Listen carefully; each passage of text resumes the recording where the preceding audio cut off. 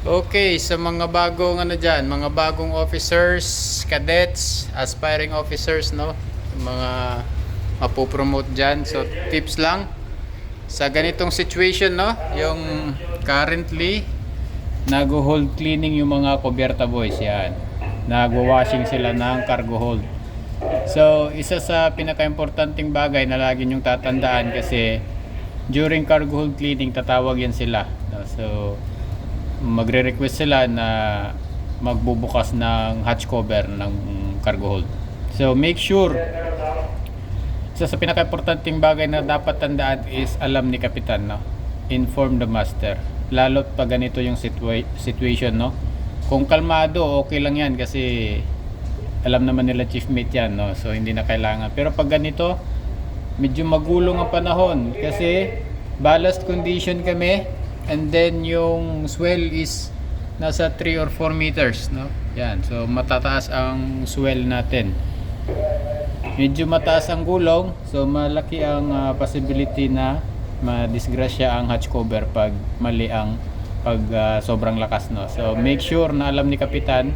Tinawag ko siya kanina before nagbukas ng cargo hold hatch cover, no? Yan. So tumawag yung kubyerta boys and then in-inform ko si kapitan. So ngayon, bumaba na siya, no? And then, isa pa sa nangyari is after namin mabuksan yung hatch cover, maglalagayan sila ng lashings tsaka pin, no, doon. Then pag safety na, babalik na kami sa aming truck, no, sa waypoint na ginawa ni second mate. Kung mapapansin nyo, dito sa aming waypoint, nasa labas kami, no? So wala kami dito sa loob. Kasi yung waypoint, guide lang naman yan, no? So guide lang ng intended truck natin. Pero nasa labas kami kasi nag-suggest ako kay kapitan kasi nung nag-alter kami dito, nung sinunod namin itong waypoint na to, yan, ito, ang nangyari, naging kustado ang atake ng swell sa atin.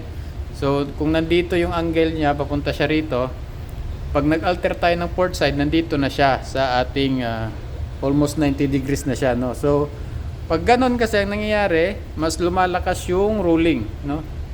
Pag lumalakas yung rolling, mas delikado sa ating hatch cover. So, nag-suggest ako kay kapitan kanina kung pwede, diretsuhin na lang namin to. Kasi yung next waypoint naman namin, yan, papansin nyo itong line na to, no? Ito yung bearing ko. So, yung next waypoint naman namin after dito is paakyat. So, pwede namin diretsuhin na lang dito. Hindi na kami papasok dito sa waypoint na to. Diretsuhin namin sa taas dito para paakyat. Same thing lang naman, no, at least pabawasan lang yung rolling, no, para sa safety ng ating hatch cover. Yan. So nung nagsuggest ako sa kanya, pumayag naman siya, then yun, bumaba na siya. Clear na, mayroon na tayong lashing sa ating hatch cover. Meron na tayong course na maayos, no, hindi na sobrang lakas ng rolling. So bumaba na siya. So yun lang sa mga bagong promote dyan, no? Bagong promote or mga aspiring deck officers, no? Sa bulk carrier, isa ito sa pinaka importanteng bagay din na kailangan nyo maintindihan kasi delikado tong hatch cover, no? Delikado yan.